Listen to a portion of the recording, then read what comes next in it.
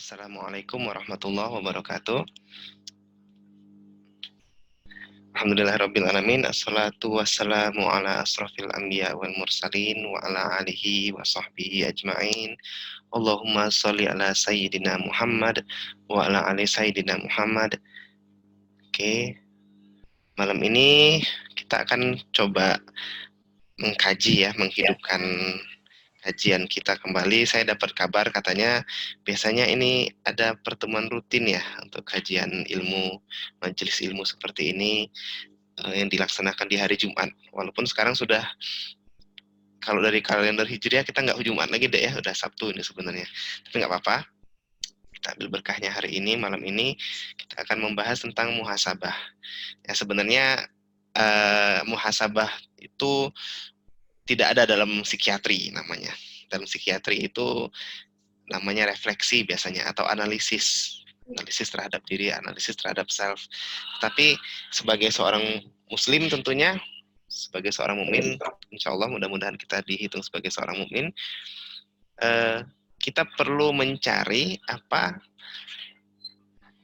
nafas islami dalam setiap ilmu yang kita pelajari. Benar begitu ya, Dek ya? Dan ini udah diambil juga nih dari panitia. Ayat ini adalah salah satu yang disebut-sebut kalau kita ngomong soal muhasabah, bahwa kita hendaknya memperhatikan apa yang telah kita perbuat untuk hari esok dan bertakwalah. Karena Allah tuh maha mengetahui. Allah tuh mengetahui apa yang kita kerjakan, apa yang kita nggak tahu pun Allah tuh tahu. Ya, makanya udah jadi apa ya? Udah jadi kaidah yang selayaknya kita juga usahakan agar kita tahu apa yang sudah kita kerjakan udah benar atau masih ada yang perlu diperbaiki gitu ya. Jangan sampai kita seperti ini, lupa kepada diri kita sendiri. Karena itu termasuk orang-orang yang fasik. Kita tidak sadar sudah berbuat salah. Kita tidak ingat pernah sengaja berbuat dosa bahkan. Itu jangan sampai terjadi di dalam diri kita sendiri ya. Kalau dilihat dari definisinya, muhasabah itu adalah melihat pada amalan yang telah dilakukan oleh jiwa, lalu mengoreksi kesalahan, bukan mengorek-ngorek kesalahan deh ya, mengoreksi kesalahan yang dilakukan dan menggantinya dengan amalan solih. Ya, amalan-amalan yang membuat kita menjadi lebih dekat dengan Allah, sehingga Allah itu menjadi dekat dengan diri kita juga. Dalam kedokteran, terutama lebih spesifik dalam psikiatri, ilmu kedokteran jiwa, yang namanya muhasabah itu diwujudkan dalam bentuk, tadi seperti saya bilang, self-analysis, yang secara luas, secara umum kadang-kadang disebut, ya, kadang-kadang dibuat dalam bentuk refleksi diri, self-reflection ya. Dan kata-kata refleksi ini sebenarnya adalah kata-kata yang memang umum dipakai, termasuk di dunia pendidikan juga. Ya. Sebagusnya kita kalau selesai dalam pembelajaran, ada refleksinya juga nanti. Apa yang telah kita pelajari tercapai atau tidak target pembelajaran kita. Kalau dalam hal perbaikan terhadap diri kita, perilaku-perilaku kita juga bisa menjadi sumber refleksi kita. Ya. Dan ini sebenarnya erat kaitannya dengan taubat dan fitrah manusia yang tidak sempurna. Karena kita tidak sempurna pasti melakukan kesalahan, karena itu taubat itu bagian penting dalam ini kita, dalam kehidupan kita, dalam upaya kita mendekatkan diri kepada ilahi. Taubat itu bagian yang sangat penting. Katanya nikmat kedua yang paling besar itu adalah nikmat ampunan katanya ya. Ini ya, dengan taubatan nasuha. Dari tafsir, ada tafsir-tafsir yang mengatakan taubatan nasuha itu artinya kita tidak mengulang kembali perbuatan-perbuatan yang tidak baik tersebut. Ya, tidak mengulang kembali. Kalau kita tidak mengulang, namanya itu penyempurnaan akhlak. Ya, berarti kita sudah membuang bagian dari akhlak kita yang membuat kita jauh dari Allah, yang membuat kita jauh dari ridho ilahi gitu. Dan salah satu cara untuk melakukan hal ini, gimana caranya kita supaya tidak mengulang? Ya kita analisis, kita refleksi, kita muhasabah. Apa ya yang sudah saya lakukan? Kenapa saya kemarin jadi khilaf? Kenapa saya lupa? Kenapa saya kasar? Kenapa saya emosi? Itu adalah materi-materi yang menjadi kisaran-kisaran inti dalam melakukan refleksi diri. Dan ini adalah dalil yang sering saya kemukakan, yang sudah lewat blog psikiatri tahu nih, bahwa saya sering mengatakan dalil ini. Psikiatri itu memperbaiki pola perasaan, pikiran, perilaku. Secara singkat, kalau kita belajar ilmu kedokteran jiwa, maka kita belajar untuk memperbaiki akhlak seseorang, ya. Dan kalau kita hembuskan nafas Islami dalam psikiatri, maka kita memperbaikinya itu menuju ridho ilahi jadinya. Bukan sekedar kesehatan jiwa, bukan sekedar kesehatan duniawi, tapi juga tujuan-tujuan akhirati ya, ukhrawi ya. Ini adalah alasan Rasul kita yang mulia itu diutus adalah untuk menyempurnakan akhlak yang baik. Menyempurnakan akhlak yang baik. Artinya apa, Dek? Artinya setiap dari kita itu punya akhlak yang baik sebenarnya. Dari dulu-dulu akhlak tuh baik, tinggal disempurnakan, tapi perlu disempurnakan. Maka diutus Rasul rahmatan lil alamin. Jadi kalau kita lihat proses yang dituju, ini manusia kita, beserta amalan-amalan kita, dengan hijrah atau dengan penyempurnaan akhlak, kita berubah jadi manusia juga yang sama tetap, tapi lebih cerah. Bukan berarti kita akan menghilangkan sama sekali sisi gelap kita, tidak. Tetap akan ada itu. Dan itu akan menjadi cobaan bagi kita terus-menerus. Kalau tidak ada cobaan juga nggak bisa naik iman ya. Itu akan tetap ada. Dan peran muhasabah atau refleksi, atau ilmu psikiatri juga, itu perannya di sini deh, memperkuat penyempurnaan akhlak tadi, memperkuat tujuan kita hijrah. Apa yang perlu kita tinggalkan dan apa yang kita tuju, itu adalah esensi dari hijrah ya. Kita bertolak, origo insersionya kalau dalam bahasa anatomi. Nah, itu kita bisa mencari sasaran yang tepat kalau kita menggunakan ilmu-ilmu. Ya, barang siapa yang ingin berbahagia di dunia dan akhirat, gunakanlah ilmu.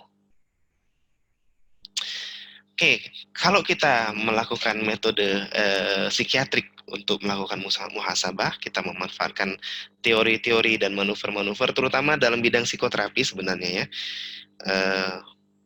yang akan saya sampaikan kali ini, itu ada beberapa cara deh. Tiap teori ada caranya sendiri, tiap psikoterapi, tiap schools of psychotherapy ada caranya sendiri. Yang paling umum yang tadi saya sebutkan dan malam ini akan kita coba perdalam lebih lanjut adalah tentang self reflection, refleksi diri. Ya. Kalau dari teori kognitif perilaku ada namanya functional analysis. Dalam transactional analysis juga ada metode untuk menilai apa yang sudah kita lakukan. Menurut teori psikoanalitik, teori psikodinamika, ini adalah bidang yang saya tekuni deh ya. Self-analysis. Ini banyak, bisa melalui art, melalui projektif, seperti Rorschach. Kalau pernah ikut tes psikologi, ada inkblot.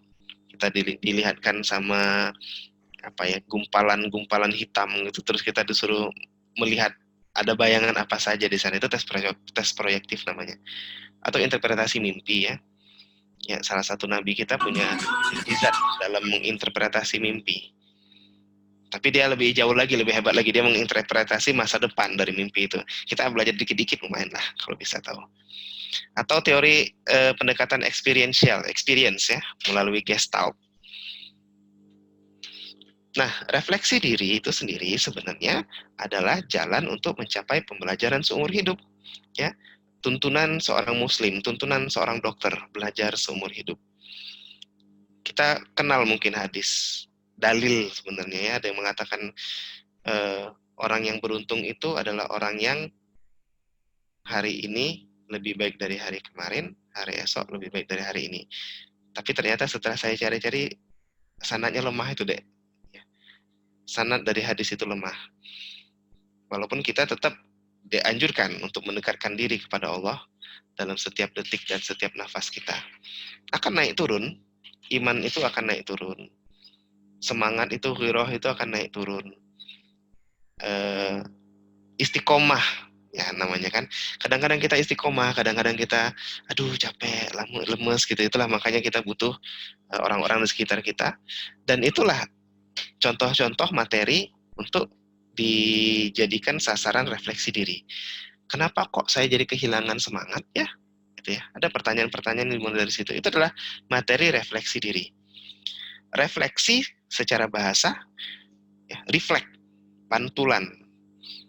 kita melakukan refleksi diri setiap harinya. Habis mandi bercermin gitu ya, nyisir pakai pakaian kita udah rapi atau belum, itu refleksi tapi bentuknya lebih ke arah fisik. Nah, yang kita pelajari adalah mental kita. Jadi bukan cuma luarnya, tetapi dalamnya juga. Ya. Dan bagaimana caranya? Ini adalah kata-kata yang sering kita dengar deh ya. Bercermin dari pengalaman. Kenapa bercermin? Karena kita melihat diri kita sendiri apa adanya. Kuncinya di situ deh. Apa adanya itu. Kadang-kadang kita ada gengsi. Kadang-kadang kita eh, apa ya? Ada rasa perih, nyeri ketika tahu bahwa kita melakukan kesalahan. Tetapi itu harus kita hadapi. Kalau kita ingin melakukan refleksi yang baik, kita harus menghadapi hal tersebut. Dan kemampuan refleksi inilah yang membuat kita mampu memperbaiki diri secara konstan. Ya, makin lama makin dekat. Katanya yang bagus itu kalau umurnya panjang dan amalnya baik gitu ya. Nah, ini makin dekat ke apa? Makin dekat ke kematian, kita makin mempergiat amalan-amalan kita. Salah satu caranya lagi-lagi refleksi diri sebenarnya. Dan agar refleksi itu berhasil guna, ya, efektif, kita perlu jujur kepada diri kita sendiri. Tadi saya bilang, kalau ada kekurangan. Karena biasanya yang membuat kita lemah, membuat kita jadi capek, itu adalah sisi-sisi yang masih kurang dari kepribadian kita. Dan kalau kita tidak mampu mengakui hal tersebut, biasanya refleksinya menunjukkan hal yang berbeda jadinya nanti. Ya, ini langkah-langkah untuk melakukan refleksi diri. Langkah-langkahnya umum deh sebenarnya. Cuman kadang-kadang kita butuh butuh pemahaman yang sedikit lebih dalam gitu untuk membuatnya jadi benar-benar efektif. Nah, kalau kalian berminat, boleh nih ambil kertas, cari kertas sekitar kalian, ambil pena, ambil pensil, sambil menuliskannya. Ya, sambil menuliskan. Tidak perlu ditampilkan juga nggak apa-apa. Jadi bekal untuk diri kita masing-masing. Siapa tahu nanti ketika melakukan tulisan-tulisan ada pertanyaan yang muncul ya. Silakan kalau mau coba. Langkah pertamanya adalah memilih pengalaman. Sepertinya sederhana deh ya, pilih pengalaman. Oh, pengalaman apa saja? Pengalaman benar, pengalaman-pengalaman apa saja. Tetapi ada pengalaman-pengalaman tertentu yang strategis sifatnya, sehingga menjadi materi untuk refleksi yang baik. Ya, pengalaman yang seperti apa? Misalnya kita melakukan suatu tindakan, suatu upaya, suatu usaha, namun ternyata hasilnya tidak sesuai dengan perkiraan kita. Saya memperhitungkan kalau nanti ngajak teman-teman sekalian belajar tentang muhasabah, ada 200 orang yang datang. Ternyata yang datang cuma 5 orang gitu. Itu hasilnya tidak sesuai perkiraan jauh. Apa ya kira-kira? Itu pengalaman-pengalaman yang bisa menjadi objek refleksi. Saya berpikir saya bisa mendapat nilai A. Kok keluarnya cuma C ya? Kenapa ya? Itu hasil yang tidak sesuai dengan perkiraan. Atau proses yang melenceng dari harapan. Saya mau berangkat dari sini ke sana kira-kira 30 menit lewat jalan itu. Ternyata macet, ternyata ini, ternyata itu, ternyata gagal. Prosesnya yang melenceng dari harapan. Ada sesuatu yang mengganggu proses. Hasilnya ya juga terganggu pada akhirnya. Atau pengalaman-pengalaman tidak terduga yang membuat kita, yang menangkap kita dalam keadaan kita tidak siaga, tidak siap. Ketemu teman lama, ketemu dengan orang-orang yang dulu sempat menjadi apa ya, sempat bentrok gitu, berantem dengan orang itu, tiba-tiba ketemu lagi gitu ya. Atau ketahuan guru, ketahuan ini, ketahuan itu adalah pengalaman-pengalaman yang tidak terduga. Dan terutama ya, prediktor utama bahwa suatu pengalaman itu menjadi materi yang kaya untuk dilakukan refleksi adalah apabila pengalaman itu berkesan ya, atau sulit dilupakan, terkenang-kenang, teringat lagi. Sebentar-sebentar teringat ke sana, dibanding-bandingkan. Oh, kalau dulu begini, kalau sekarang begini, ada apa dengan pengalaman itu? Itu adalah salah satu tanda prediktor bahwa itu kayaknya kaya akan materi. Silakan kita ingat-ingat kembali. Biasanya kalau kita coba-coba ingat-ingat kembali, tidak lama dia muncul deh pengalaman yang berkesan ini. Bisa berkesan karena 1, 2, 3 tadi atau hal yang lain. Ya. Silakan diingat-ingat kembali, apa ya yang berkesan. Dan pengalaman ini nggak harus pengalaman yang dulu-dulu banget. Bisa pengalaman 2 hari yang lalu, bisa pengalaman 2 bulan lalu, 2 tahun lalu, gitu ya. Itu bisa semua. Yang kedua, dari pengalaman tersebut kita buat narasinya. Ya. Kalau bisa, direkam, ditulis, atau pakai rekaman audio, atau benar-benar dibuat videonya, gitu. Silakan coba dibuat, dituliskan pengalaman itu. Dan langkah kedua ini tidak menyertakan penghakiman dulu, nggak pakai judgement. Oh ini salah, oh ini benar, bukan. Bukan itu tujuan kita membuat narasi. Kita membuat narasi yang selengkap-lengkapnya, seluas-luasnya, yang seolah-olah mewakili kalau ada orang baca itu, seolah-olah dia beneran masuk ke dalam pengalaman kita itu. Ya, seolah-olah seperti itu. Jadi kita menyertakan pengalaman indrawi kita. Pada waktu itu harinya panas, terus ramai gitu, suaranya besar, rame. Kalau saya bicara sepertinya harus berteriak-teriak, itu pengalaman indrawi namanya ya. Terus saya melihat mataharinya bersinar terik gitu, terang sekali, nggak ada awan, itu pengalaman indrawi. Masukkan pengalaman-pengalaman indrawi itu supaya kita bisa masuk kembali ke pengalaman tersebut nantinya. Bisa membantu juga kalau buat deskripsi sebelum dan sesudah kejadian. Sebelum itu saya misalnya pengalaman bangun kesiangan gitu ya. Bangun kesiangan, pas bangun itu saya melihat sekeliling gitu dan suasana rumah tuh sunyi sekali gitu. Nah, terus kok AC sudah dimatiin gitu, kipas angin sudah nggak hidup lagi, panas suasananya. Itu pengalaman indrawinya. Sebelumnya apa yang terjadi? Sebelum tidur sebenarnya saya sudah ngidupin weker nih. Ceritanya mau ini, misalnya ceritanya mau sahur, kesiangan gitu, udah ngidupin weker nih, kenapa gitu. Terus kenapa ya saya justru teringat dengan pengalaman yang sendirian ini? Padahal sudah tahu ngekos deh ya, namanya ngekos sendirian lah. Kok teringat dengan hal itu? Nah, itu akan jadi bahan dalam refleksi diri kita. Sesudah itu apa yang saya lakukan? Sesudah itu saya menyesali saya berbaring gitu. Aduh, percuma juga saya berangkat, toh waktu imsak, waktu subuh sudah masuk gitu. Jadi untuk apa saya bangkit gitu. Itu sesudah kejadian itu yang terjadi. Ya, kalau memang kalian ketemu bisa nih cari-cari panduannya.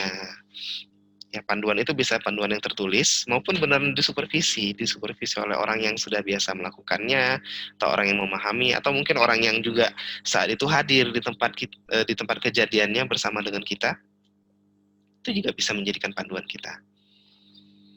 Nah, ini contoh pertanyaan yang bisa membantu kita lebih dalam nyelam.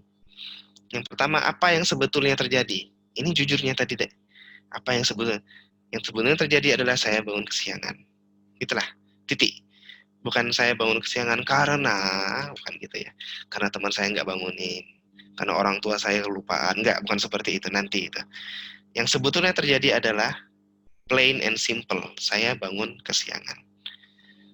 Kemudian apa yang seharusnya terjadi? Seharusnya saya bangun lebih awal gitu, seharusnya begini, seharusnya begitu, boleh. Kadang-kadang ada yang menjelaskan yang pertama lebih banyak daripada yang kedua. Yang sebetulnya terjadi adalah ini, seharusnya begini, gitu ya. Sebetulnya terjadi saya bangun kesiangan, terus saya kesel, terus saya jadi males, jadi bete sepanjang hari, itu yang sebetulnya terjadi. Yang seharusnya terjadi saya bangun tepat waktu. Ya, jadi seharusnya cuma sedikit, sebetulnya banyak. Ada yang kebalikan. Yang terjadi saya bangun kesiangan. Yang seharusnya terjadi, harusnya orang tua saya membangunkan saya. Harusnya jam waker itu nggak saya snooze, nggak saya dismiss aja. Harusnya ini, harusnya itu, ada yang kayak gitu ya. Masing-masing keluar nanti pola kepribadiannya di sini. Kalau ada orang lain, apa ya komentar orang saat itu? Apakah ternyata ada orang lain nih keluar dari kamar, ternyata teman kita, baru bangun kamu nih, gitu ya. Ada komentar seperti itu akan membantu kita untuk ke langkah-langkah selanjutnya. Kemudian apa yang sedang saya pikirkan waktu itu ya? Apa yang saya pikirkan waktu bangun kesiangan itu? Saya nggak mikir apa-apa, dok. Bisa jadi seperti itu. Kalau begitu, apa yang kamu rasakan? Saya rasa gagal gitu. Saya rasa hidup saya gagal. Saya berencana hal yang sederhana saja, ternyata tidak bisa gitu ya. Itu ternyata yang disebut dengan perasaan adalah pikiran juga deh ya. Ini adalah trik dalam pikiran kita. Kadang-kadang kita ngomong perasaan padahal kita ngomong soal pikiran. Ya. nggak apa-apa, nggak masalah. Yang penting kita tuliskan apa yang sebenarnya kita rasakan atau kita pikirkan saat itu. Dan ini membantu kita ke langkah ketiga ini. Kita baca, kita revisi. Ya. Kita paparkan kembali diri kita dengan narasi tersebut. Berulang-ulang, kalau perlu kita baca ulang lagi, baca 2 kali, 3 kali. Atau kita jeda, kasih jeda. Oke, saya udah selesai bikin narasi, saya istirahat dulu sebentar, sekitar 5 menit, 10 menit, itu mandi, bikin agak seger dikit badan, terus baca ulang. Ada jeda di situ. Atau besok, atau lusa gitu. Ada jeda. Tergantung strategi kita nantinya. Nah, ketika kita memaparkan diri kita kembali dengan narasi tersebut, kita rasakan alur pikiran kita yang mengiringi. Bukan pada saat kejadian, tapi saat kita memaparkan lagi, ketika membaca lagi. Waktu baca ini kok rasanya ada yang tidak enak ya di hati saya. Waktu saya baca bahwa saya neken snooze ke alarm itu, kok ada rasa nggak enak ya, ada rasa malu di situ ya. Ya, itu yang perlu kita fokus. Ya, kita fokus di sana. Perasaan-perasaan dan pikiran yang mengiringi. Makanya tadi komentar dari orang lain juga kita masukkan. Karena ketika kita mendengar komentar dari orang lain, kadang-kadang kita jadi, ya ada yang komentarnya nyelekit deh ya. Kadang kita jadi terpancing secara emosional. Kadang-kadang kita jadi rasa kesel, marah, malu, sedih, dan seterusnya. Itu adalah hal-hal yang penting. Kemudian kita berikan penekanan pada hal-hal yang dianggap pokok atau kunci. Dari mana kita tahu kalau perasaan yang mengiringi itu dalam? Itu sepertinya kunci dalam kejadian tersebut. Ya, ada kunci-kunci. Oh, ternyata di antara sekian banyak kejadian tadi yang saya deskripsikan secara indrawi, secara apa, saya ada rasa malu ketika saya neken tombol snooze tadi ya, atau dismiss gitu. Saya ada rasa malu ke situ. Ada apa ya sebenarnya yang terjadi? Kok saya malu? Kok saya malu? Kok perasaannya muncul terhadap hal ini dan kenapa perasaannya malu? Itu yang namanya kita memberikan penekanan, kita garis bawahi mungkin di situ, atau kita buat catatan-catatan kaki di bawahnya, buat buat rujukan-rujukan kasih tanda bintang, ya, penekanan-penekanan apa saja pokok-pokok kuncinya. Biasanya ada satu atau dua yang menjadi kunci yang kejadian tersebut. Kemudian buat pertanyaan berdasarkan perasaan yang muncul. Ya, petunjuknya kita utamakan yang sifatnya mencari atau menggali alasan-alasan. Pertanyaan mengapa? Mengapa saya merasa sedih? Mengapa saya merasa malu tadi ya? Mengapa saya fokusnya di mencet alarm, mencet tombol dismiss gitu, mencet pilihan dismiss. Dan karena tadi saya bilang kita ulang, kita kasih jeda, kadang kita tambahkan ya, ada revisi, kita tambahkan. Pada saat revisi kita menyadari, noh, kok saya lupa ya ada kejadian itu. Itu deh adalah kejadian yang perlu mendapatkan perhatian khusus. Kok saya lupa pas bangun itu, saya melempar bantal gitu misalnya. Setelah revisi yang ketiga atau keempat baru teringat gitu. Nah, ini perlu perhatian khusus karena itu adalah memori yang penting, sedemikian pentingnya. Biasanya ketika kita sadar ada perasaan yang mengiringi, perasaannya itu cukup dalam biasanya. Dan buktinya adalah kita dari memori kita hapus karena perasaannya kuat, kenceng. Ya, mungkin rasa malu yang kenceng, kecewa yang kenceng di situ. Jadi secara otomatis nir sadar kita, defense kita menghapusnya, ada represi di situ. Nah, ini contoh pertanyaan untuk membantu di langkah ketiga ini. Apa yang sudah saya lakukan dengan benar? Oh, tentu perlu dong kita apresiasi diri kita. Yang sudah benar dulu, terus baru kita tanya, ada nggak yang saya lakukan, yang belum saya lakukan dengan benar? Sudah direncanakan, tapi pas pelaksananya belum sempurna gitu. Atau ada nggak yang belum saya lakukan sama sekali? Ya, belum saya lakukan sama sekali. Misalnya saya belum cuci muka waktu itu tidak saya lakukan sama sekali sehingga malas-malasan ngantuk mau ke masjid subuh tuh malas banget gitu. Terus kesulitan apa yang muncul saat itu? Apa yang sulit saat itu? Pada saat itu saya ngerasa kepanasan gitu, sehingga rasanya mau berkipas-kipas dulu lah sebelum bangkit gitu. Itu kesulitan yang muncul. Atau mungkin saat itu lampunya terlalu gelap, ternyata mati lampu. Itu kesulitan yang muncul saat itu. Mengapa? Nah, ini pertanyaan mengapa tadi.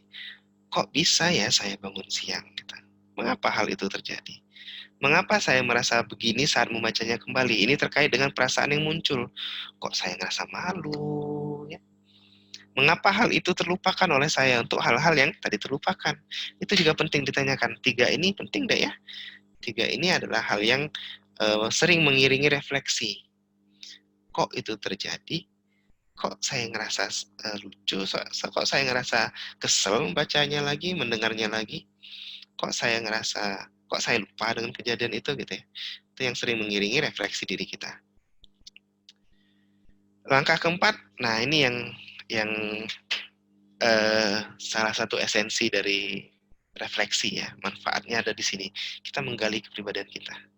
Kita cari alasan riak gejolak tersebut muncul dalam diri kita.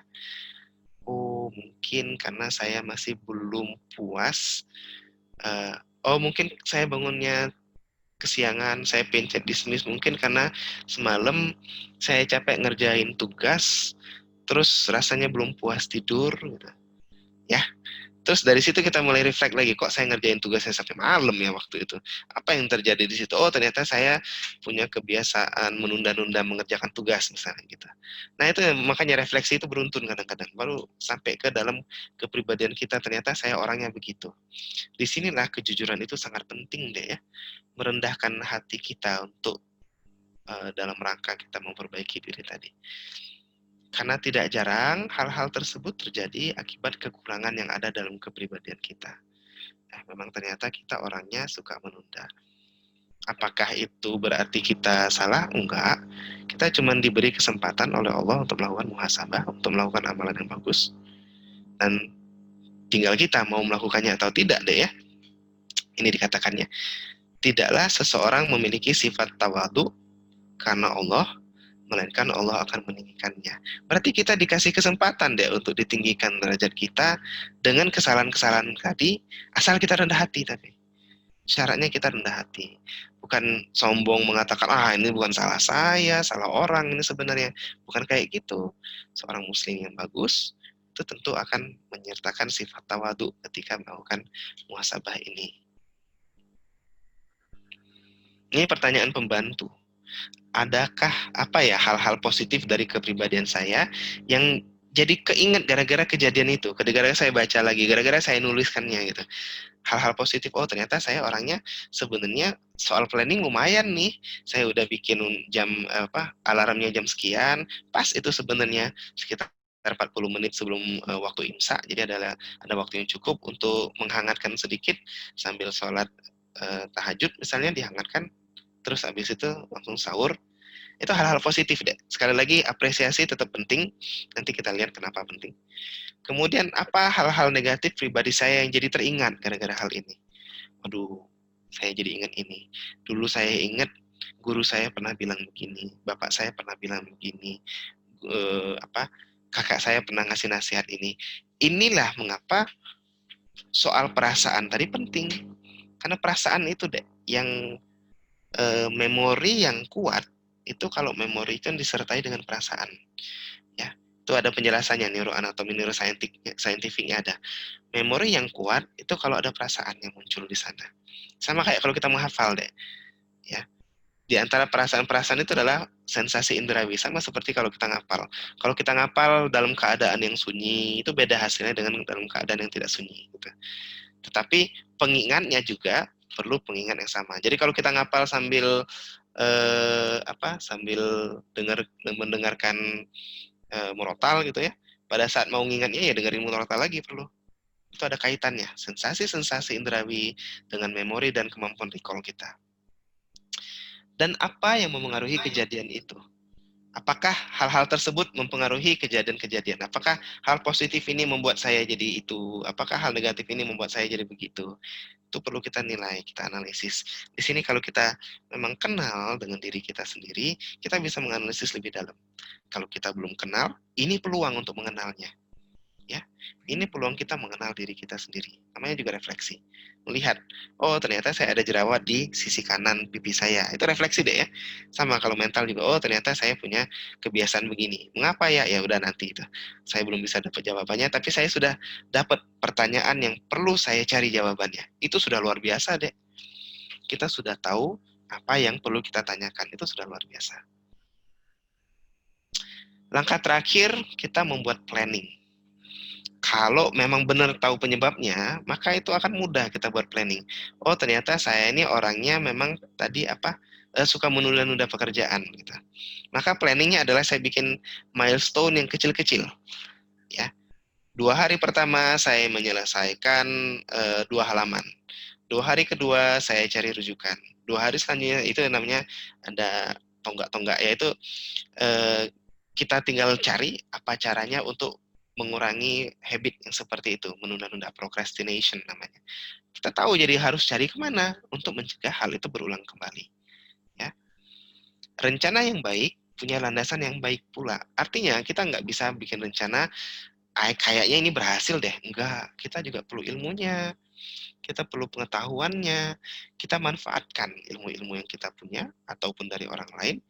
Termasuk agama deh, Islam itu banyak sekali tuntunan-tuntunan yang membantu kita dalam memperbaiki diri kita. Carilah di situ. Ya, kalau belajar ilmu yang lain, psikiatri misalnya, boleh manfaatkan juga. Ilmu-ilmu tentang kepribadian boleh dimanfaatkan juga gitu ya. Ya, jadi kita buat rencana yang bagus berdasarkan landasan ilmiah dan landasan apa ya, scientifically sound gitu ya. Memang sesuai dengan pengetahuannya dan tentu sesuai dengan yang dianjurkan dalam agama kita. Dan rencana ini pada akhirnya ketika tiba waktunya akan dievaluasi dalam bentuk refleksi lagi. Jadi ini siklusnya berkepanjangan terus gitu, kita memperbaiki diri kita. Terus diperbaiki gitu ya. Apakah itu tandanya kita kepribadiannya memang jelek? Enggak juga sih. Perbaikan itu tanda kepribadian yang bagus. Itu bukan karena orangnya banyak yang salah, enggak. Apakah orang yang banyak istighfar karena banyak salah? Enggak. Rasul itu berapa puluh kali istighfar dalam sehari katanya ya. Meminta bertobat dalam sehari katanya berpuluh-puluh kali. Ini contoh pertanyaan yang bisa membantu. Seandainya kalau saya kembali ke waktu itu, ke saat itu, apa yang akan saya ubah? Apa yang akan saya lakukan yang berbeda dengan yang terjadi? Oh, saya akan memencet tombol dismiss dan langsung bangun cuci muka misalnya gitu. Itu planning namanya, Dek. Ya, karena kita tahu misalnya kalau kita seger, sensasi indrawi di kulit-kulit kita membuat kita bangun, merangsang reticuloendothelial system kita dan seterusnya.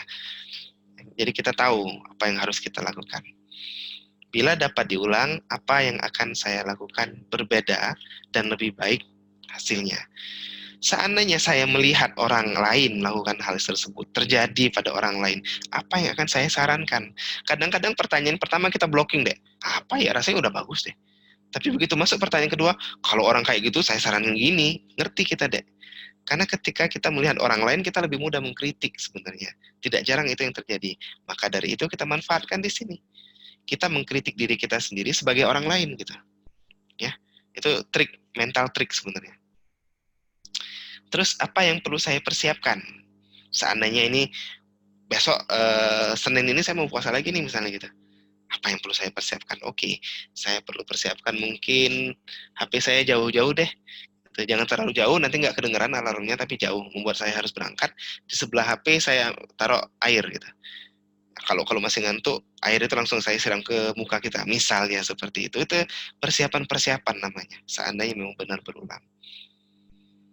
Atau kalau memang ternyata ada defek dari kepribadian, ada kekurangan dari kepribadian kita yang muncul, yang membuat itu muncul, maka apa yang perlu saya latih? Apa yang perlu saya pelajari lebih lanjut? Ya. Teknik-teknik untuk membangunkan diri gitu misalnya. Atau teknik-teknik untuk tadi mengatasi kebiasaan menunda melakukan pekerjaan misalnya. Ya, procrastinating habits. Teknik-tekniknya apa? Dipelajari di mana itu? Bagaimana cara saya melatihnya? Bagaimana saya belajarnya? Apakah saya cari buku? Saya nonton di YouTube? Saya tanya teman, tanya-tanya guru, tanya orang tua, tanya ustaz, dan sebagainya. Ya, kita ada planning di sini. Itu yang membuat refleksinya jadi eh, ada hasil sampai ke arah planning. 5 langkahnya bisa terpenuhi. Ini refleksi yang baik deh. apa adanya. Jujur, tidak tutup-tutupan, tidak menyalah-nyalahkan. Refleksi yang baik itu lebih dari 1-2 kalimat. Ya. Pernah saya meminta seseorang, ya, teman kita melakukan refleksi. Dari 4 pertanyaan ada 4 kalimat masing-masing satu gitu ya. Satu kalimat, satu kalimat, satu kalimat, satu kalimat. Misalnya pertanyaan tadi, apa yang membuat Anda datang ke sini? Saya bangun kesiangan. Gitu. Ngapa itu bisa terjadi? Karena alarmnya saya matikan. Gitu. Titik sampai di situ aja. Tidak ada pengalaman sebelum sesudahnya, tidak ada pengalaman-pengalaman sensasi indrawi, tidak ada pertanyaan-pertanyaan dan seterusnya, enggak. Padahal banyak gitu. Ada yang pernah melakukan refleksi diri gitu, atas kejadian tertentu, dibikinnya 8 halaman deh. Ada kakak kelas kalian koas itu sampai 5 halaman, 6 halaman dibikin. Ketika orang lain bikinnya cuma 1 halaman tuh nggak penuh gitu. Bisa dia bikin seperti itu. Kenapa? Karena dia kait-mengait melakukan hal-hal nyelamnya lebih dalam, lebih dalam, lebih dalam lagi gitu. Satu langkah ke bawah lagi lebih dalam, satu langkah ke bawah lebih dalam gitu. Ternyata ini terkait dengan ini. Oh, ketika saya bicara ini, saya ingat pengalaman saya yang seperti ini. Dulu saya pernah ditinggal, saya kecewa ketika saya diputuskan untuk tidak boleh ikut Dharma wisata. Sampai ke situ misalnya penjelasannya bisa sekali. Refleksi yang bagus kalau kita bisa mencakup kelima langkah tersebut. 1, 2, 3, 4, 5 semuanya tercapai. Nah, itu refleksinya bagus. Kalau kita bisa memberi harapan akan perbaikan, refleksi yang baik membuat kita punya harapan deh, bukan hilang harapan. Ya, ada orang bangun refleksi, kemudian dia terduduk lesu, oh ternyata saya banyak sekali kesalahan. Ternyata saya orangnya memang tidak bisa diharapkan. Itu bukan refleksi yang bagus. Dan refleksi yang baik itu berkesinambungan. Apakah saya harus berarti nulis terus, bikin rekaman terus, ya terserah. Kalau kita biasa melakukan refleksi, kadang-kadang kita bisa mencongak.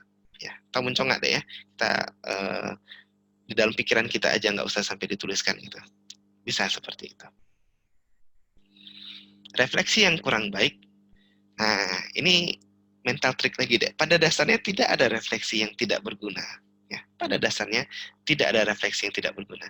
Refleksi, kadang-kadang kita rasa kayaknya refleksinya nggak bagus ya, karena dia menimbulkan psikopatologi. Tidak sampai, malah muncul depresinya gara-gara refleksi itu. Tetapi, itu berarti kita membantu dia mengekspresikan apa yang selama ini terpendam. Ya, dia membantu dirinya sendiri gitu sebenarnya, karena refleksi ya. Dia membantu dirinya sendiri get in touch dengan kondisi perasaannya yang sebenarnya. Dan dengan cara itu dia tahu bahwa dia perlu cari pertolongan. Ya, dia tahu dia cari pertolongan. Seandainya dia tidak melakukan refleksi, mungkin dia nggak tahu bahwa dia butuh pertolongan. Refleksi yang menurut kita sepertinya kurang bagus kalau cuma narasi saja yang muncul di sana. Tidak ada pengalaman-pengalaman kontemplatif, tidak ada perenungan-perenungan yang muncul, tidak sampai kita mungkin gara-gara saya begini begitu, nggak sampai gitu. Tetapi itu sebenarnya juga jadi petunjuk, ternyata orang ini tipe yang ada blocking ketika ingin masuk ke dalam dirinya sendiri, dan itu adalah hasil refleksinya, refleksi atas kejadian A, tapi hasilnya adalah profil kepribadiannya sendiri gitu. Ternyata dia orangnya gengsian misalnya, ternyata dia karena dari gengsinya ini dia fokus, ternyata dia ketahuan ternyata orang ini dari kecil dulu kurang mendapat apresiasi dari lingkungan dan seterusnya. Kadang-kadang kita mengatakan refleksi itu kayaknya kurang bagus kalau dia fokusnya pada diri dia sendiri, fokus sama diri sendiri terus. Kalau saya sampai lupa menyertakan bahwa saat itu ada orang lain yang terganggu dengan perilakunya, ada orang yang lain yang haknya terlanggar, tidak terpenuhi dan seterusnya. Ya, sekali lagi ini sebenarnya menunjukkan bagaimana kepribadian orang itu. Refleksi kita, menurut kita kurang bagus kalau tidak menghasilkan rencana yang baik dan benar. Menurut kita itu kurang bagus. Ya, tapi tetap sekali lagi tidak ada refleksi yang tidak berguna. Itu menunjukkan bahwa orang ini perlu latihan dalam hal planning. Planning yang masak. Mungkin dia belum punya bekal ilmu yang bagus, yang kuat, yang kokoh, yang membuat dia percaya diri, membuat rencana. Mungkin dia terlalu overwhelmed dengan perasaannya sehingga pikirannya nggak terlalu jernih, makanya perlu dibantu juga dan seterusnya ya. Jadi ingat, pada dasarnya tidak ada refleksi yang tidak berguna. Artinya apa, Dek? Lakukanlah refleksi. Mau sedikit mau banyak, insya Allah ada manfaatnya. Ya, ada hikmahnya di situ yang muncul. Nah, ini contoh. Setelah melakukan refleksi luarannya apa? Kita lihat tema atau gambaran dominannya. Kalau kita sudah biasa melakukan refleksi, kita tahu apa yang perlu kita cari, kita tahu apa yang perlu kita tanya, kita tahu apa itu maknanya. Kita bisa melihat dari refleksi ini ada pola kepribadian apa. Misalnya orangnya cenderung membela diri. Orang ini kurang fokus sama pikirannya, jadi perasaannya kurang berkembang, dan seterusnya. Kelihatan pola kepribadiannya. Atau psikopatologi yang muncul justru ada gejala-gejala ketidaksetimbangan mental di sini. Ya, dia cenderung menyalahkan diri sendiri misalnya. Ada orang-orang yang memang introspektif sifatnya, sebentar-sebentar dia yang salah, kesalahan orang lain pun diambil alih oleh dirinya sendiri gitu ya, menyalahkan diri sendiri. Atau dia melakukan koreksi terus-terusan sehingga seolah-olah nggak melampaui apa revisi tadi ya, karena dikoreksi-koreksi. Ini obsesif nih orang, sepertinya obsesif kompulsif jadinya. Kemudian defense.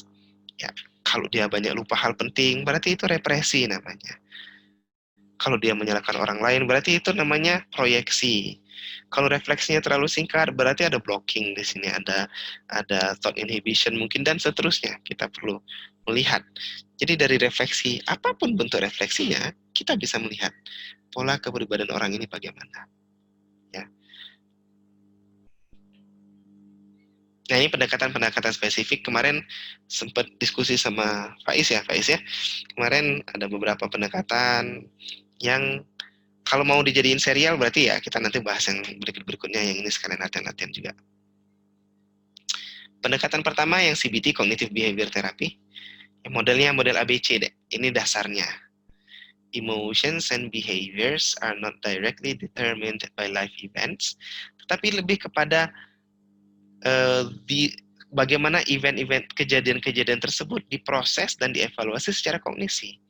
Jadi di antara activating event dan consequence ada belief. Activating event, belief, consequence. A, B, C. Ya. Bunyi alarm. Beliefnya adalah, oh ini masih agak lama nih sepertinya. Konsekuensinya bangunnya kesiangan. Itu ya, itu namanya activating event, belief, consequence. Ini kalau dimanfaatkan dengan benar, functional analysis ini powerful banget deh untuk mengubah irrational beliefs kita. Ya, ada orang yang biasa yang jadi korban bully, dia mengembangkan belief bahwa dia percaya bahwa dirinya memang orang yang tidak, ya orang yang memang bakal gagal gitu ya. Sehingga semua activating event, mau itu ujian, mau itu apa uh, belajar bersama gitu, karena dia yakin dirinya gagal, akhirnya semuanya beneran gagal konsekuensi. Jadi bukan karena activating event, tapi lebih karena beliefs yang membuat konsekuensinya seolah-olah gagal terus. Ya. Guru saya bilang ini kalau mau dipecah bisa juga nih. Situasinya apa, activating event ya. Belief itu dibagi 3. Pikiran, emosi, dan respon. Dari situasi ini muncul pikiran apa?